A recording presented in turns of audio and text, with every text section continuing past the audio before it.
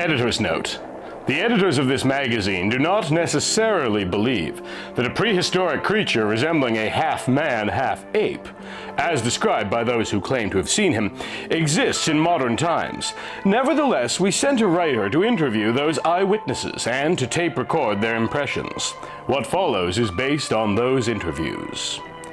On November 14th, 1958, Samuel T. Harmon, who lived with his wife Jessie on a small farm near the southern reaches of the Appalachian Mountains, reported sighting a strange-looking creature on his property. It was night at the time, and there was a violent thunderstorm. "I went out to check on the livestock," Harmon was quoted as saying, "and I saw this man coming out of the barn door. Leastwise, I thought it was a man, but then there was a flash of lightning, and I saw him clearly for a moment. It made my hair stand up on end. He was big, and his body was all hairy. He wasn't wearing clothes, and he had a face like a gorilla I saw once at a zoo. Before I could do anything, he hightailed it into the woods with a pig under one arm and a couple of chickens under the other." 2 years later, August 18th, 1960, there was a raging brush fire in the general vicinity of the Harmon farm. Earl Shackleton, one of the community's volunteers fighting the fire, claims he caught sight of the scariest looking thing I ever laid eyes on. It ran through the smoke and into the trees near the mountains. I first thought it was some kind of animal, but it ran like a man. In the spring of 1965, a married couple from New Jersey, Ernest and Mary Jo Rindliff, were fishing in a stream in the same region near the Appalachian Mountains when they spotted something moving through the brush on the opposite side of the stream. Mary Jo saw it first, Ernest Rindliff recalls, and she whispered to me. Then both of us saw this ugly face staring at us. We couldn't see the rest of the body, but that was an ape's face if I ever saw one. Mary Jo screamed and it ran away. Afterwards, I went across the stream and saw that all the bushes there had been trampled, as if a powerful man had pushed through them. On October 13th, 1968, 3 years later, Boyd Tyler and Davy Kinsman, both experienced woodsmen, were camped in one of the cabins along the Appalachian Trail used by hikers. "About morning," Kinsman said later, "Boyd and I both woke up when we heard something prowling around outside. We went to the door to look. It was kind of gray and misty outdoors, but we saw this huge man or animal or whatever. It took off when we opened the door, but we saw enough to scare the hell out of us. Damnedest looking thing I ever saw. Big, hairy body with, like, an animal's head on it." J.Y. Redfield, who regularly hunts in the vicinity of the Appalachians where the strange-looking creature was reported being seen, decided in 1970 to track down whatever it was with his pack of dogs. "I spent 14 days in the mountains and brush," J. Redfield claims. "There was something out there all right. The dogs sensed it, but whatever it was too smart for the hounds to catch." 2 nights after Redfield returned to his farm, on April 9th, 1970, all 6 of his dogs were killed in the pen behind the house. The dogs' skulls had been crushed and their bodies clawed. Redfield found a single giant footprint in the soft mud near the dog pen. The footprint looked like that of some enormous animal, except that there were 5 toes clearly outlined in the mud, exactly like the left foot of a human. None of the preceding incidents were known to Jim and Elaine Blair, who lived near New York City, when they went camping in the Tennessee Appalachians in June 1973. They planned to spend a week in the wilderness area and arrived well provisioned with tent, food, and clothing, which they carried in knapsacks. The Blairs had been married for 4 years, and both were experienced campers. Originally, the Blairs had hoped to spend their first night in one of the campers' cabins, but it began raining heavily that first day, and after hiking for several hours through a solid downpour, they began looking for a spot to pitch their tent and make camp for the night. An hour later, Jim finally spotted what he thought was a likely place to stop.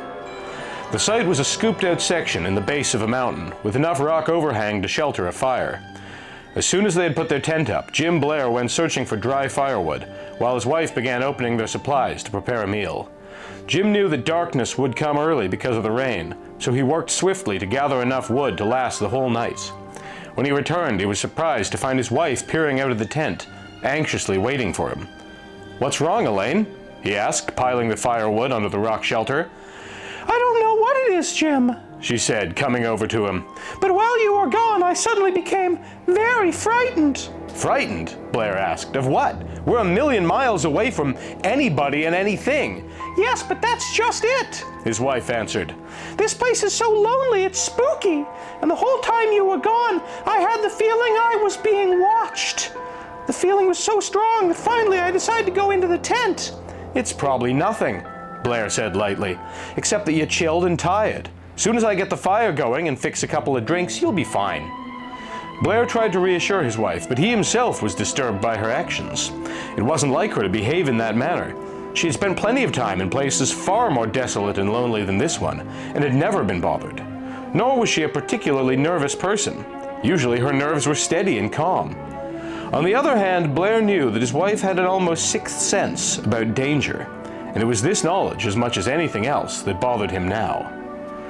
Soon he had a roaring fire going back against the mountain, and its flames seemed to push the shadows back as night fell. Elaine Blair had cheered up considerably by the time they had their drinks and ate a meal of steak and baked potatoes. Afterwards, they sat for a long time, drinking fresh brewed coffee and listening to the beat of the rain against the tent and the trees. Blair built up the fire before they turned in for the night and knew, despite his fatigue, that he would awaken periodically to keep the fire going until daylight. The rain was still falling as Blair crawled into his sleeping bag. His wife was already dozing. Several times during the next few hours, Blair awoke, went outside with the flashlight, and threw fresh wood on the fire. On the last trip he made, he glanced at his watch and noticed that it was close to 4 a.m. The steady rain was still falling. He decided he could sleep for the rest of the night, and burrowed down in his sleeping bag again. Less than an hour later, he came awake suddenly when he heard his wife calling his name. He was instantly alert and out of his sleeping bag. He saw her standing inside the opening of the tent with the flashlight in her hand. It was still dark outside, and he could hear the rain falling. "What is it?" Blair asked, hurrying over to his wife. "There's something out there," Elaine Blair whispered urgently. "I heard it when I woke up, something making a kind of grunting sound. Then when I got to the front of the tent, I caught a glimpse of something moving. That's why I called you." Blair wished he had a gun. He thought it might be some wild animal, a bear perhaps, which had been attracted to the camp. He'd have to scare it away, but he didn't want to approach whatever it was unarmed. "Stay inside," Blair said to his wife, pushing past her. "Give me time to get to the fire and get a piece of burning wood. Then shine the flashlight and see if you can pick up whatever it is out there." Elaine Blair nodded wordlessly. Blair had just reached the fire and bent to snatch up a burning branch from the fire when his wife screamed, "Jim! My God, Jim! Look!" Holding the flaming length of wood in his hand, Blair twirled and ran toward his wife, who was standing outside the tent. She was holding up the flashlight, and its powerful beam shone on the face and part of the body of a grotesque-looking creature. It was standing upright and was somewhere around 6 feet tall. Its shoulders and chest were covered with thick hair and were muscular, but the face was something else, ape-like with a pushed-in look. The eyes were small and squinting, the lips thick and rubbery. For a moment, the creature seemed hypnotized by the beam of light shining into its eyes. But in the next moment, it moved swiftly toward Elaine Blair, grimacing and exposing jagged, animal-like fangs.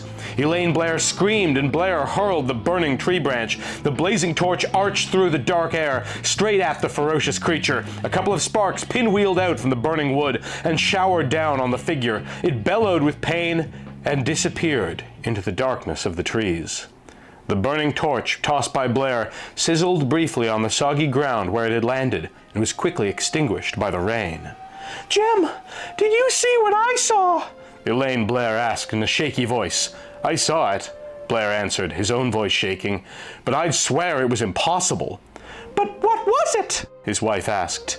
"Damned if I know," Blair said, "because nothing exists, animal or human, that looks like what I saw." "That's it exactly," Elaine Blair said. "It looked part animal, part human, a half man, half ape. But there are no such things." "No," Blair said, "of course not." But he remembered that from time to time reports had appeared in the newspapers of evidence that a species of prehistoric man might still exist in remote areas of the world.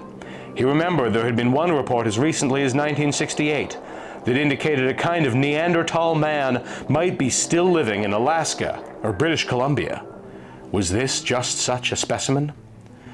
Blair had no more time to dwell on such notions. In the faint gray half-light of early dawn, he had just noticed something he'd overlooked before in his excitement.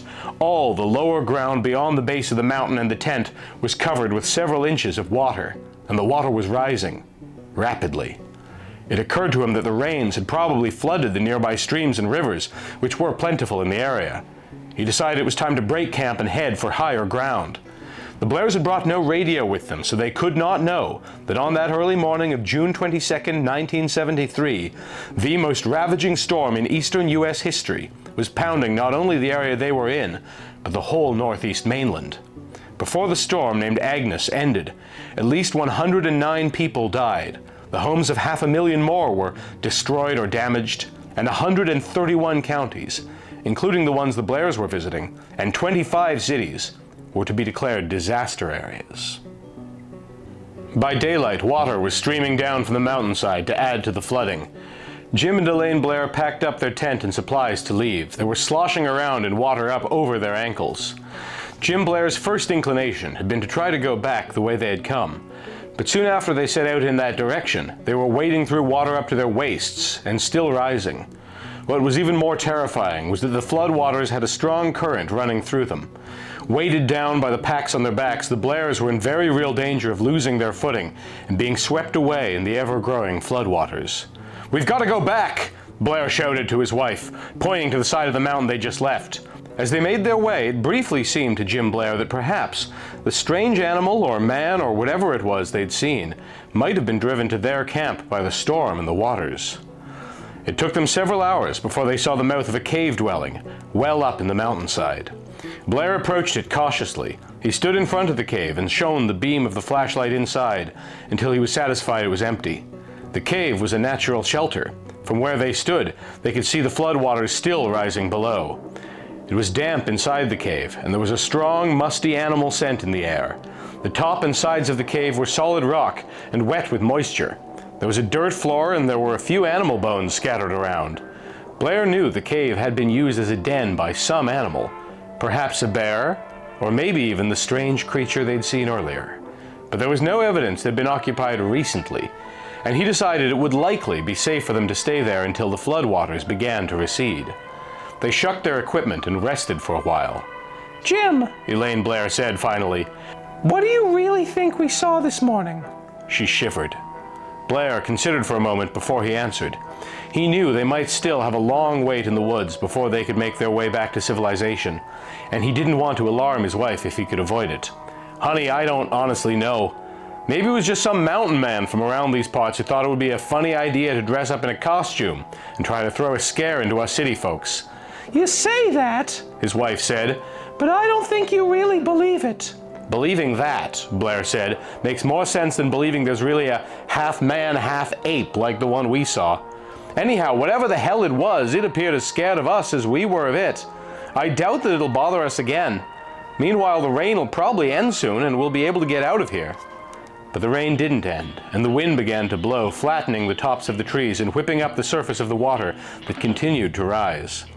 Blair had begun to suspect by that time that this was more than a passing summer storm, although, of course, he still couldn't know the real extent of it. They had plenty of canned food, and since they couldn't build a fire, they opened cans of corned beef, beans, and fruit, and ate them. Several times that day, Jim Blair had an uneasy feeling that he and his wife were being watched. He frequently went outside the cave into the pouring rain to look for prowling animals or for the unknown creature they'd seen earlier, but he was not able to spot anything. That night, Jim and Elaine spread their bedrolls on the damp ground in the cave and got into them. Blair stayed awake all night watching the cave entrance in case anything entered. Elaine dozed fitfully. Just after dawn the next morning, when the rain had tapered off to a light drizzle, the Blairs packed up their bedrolls and food supplies and left the cave.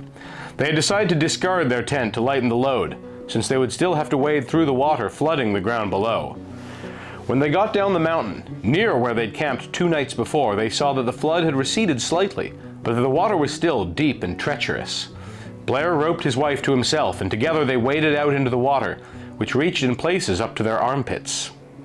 Before they were out of sight of the cave, Blair once again had the uneasy feeling that they were being watched. He turned and looked back quickly at the cave, and thought he caught a blur of movement on the ledge overhanging the cave entrance. but it all happened so swiftly that he couldn't be sure that it wasn't just a shadow. They came around a bend in the side of the mountain shortly after that, and carefully made their way through the muddy water.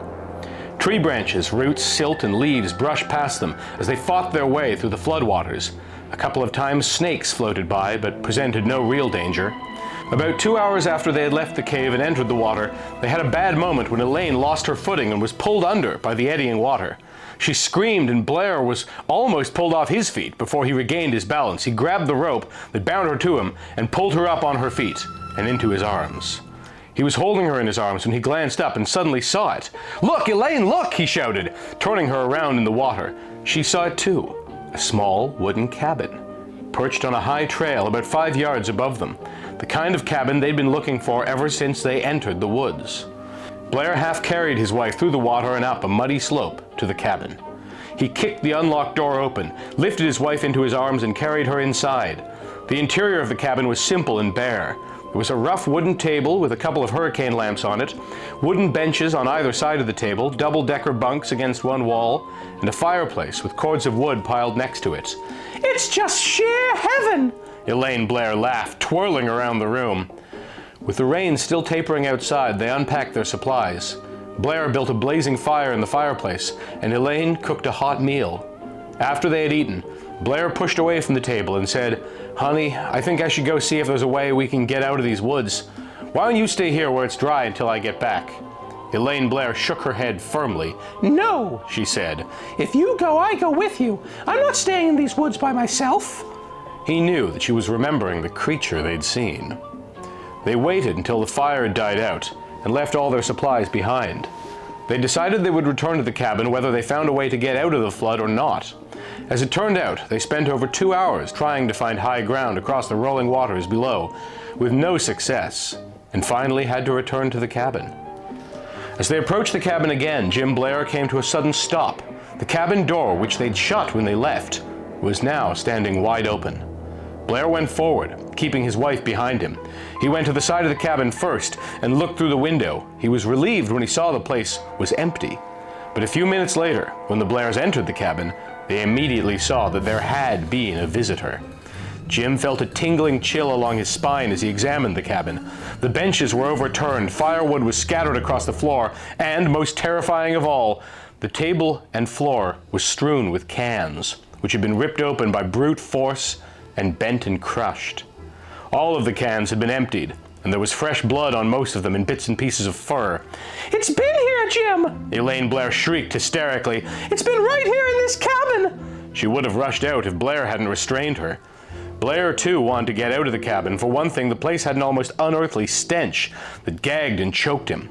But first he wanted to collect some evidence of the creature that had been there. There was a small quantity of blood in one of the cans where it, which was the only way Blair could now think of the creature, had cut itself. Blair emptied one of the canteens, poured the blood in it, and screwed the top on tight. "Let's go," he said quickly, and the two of them left, leaving behind everything that was in the cabin. At that moment, the Blairs didn't know it, but their curious adventures were almost at an end. Less than an hour later, they were rescued by a helicopter, which had come to search the area for stranded hikers. A few days after the Blairs returned home, Jim had the blood he'd found in the cabin analyzed at a laboratory. The report? Not human, not animal. Blood type? Unknown. Later, Jim Blair said sadly of the incident, "I sure as hell don't know what I saw for sure. But the thing that bugs me is, I keep thinking how we send men out into space to try to contact some advanced form of life there. Suppose this poor creature was a link to millions of years in the past." So what do you think, my friends? Do you believe? Sound off in the comments, let me know. Have a lively discussion. I don't, but I enjoy this stuff anyway. I want to say a huge thank you to everyone whose names you see here on the screen, particularly Andre D, Break System BSE, Michael Fattori, Zachary Snowden Smith, and Xana Zira. It's as little as $1 a month to get your own name up here, and there's all kinds of other benefits available at higher Patreon levels, so head over to the link in the description if you want to support this channel. But in the meantime, remember, cryptids, not crypto. Thanks for watching, thanks for being you.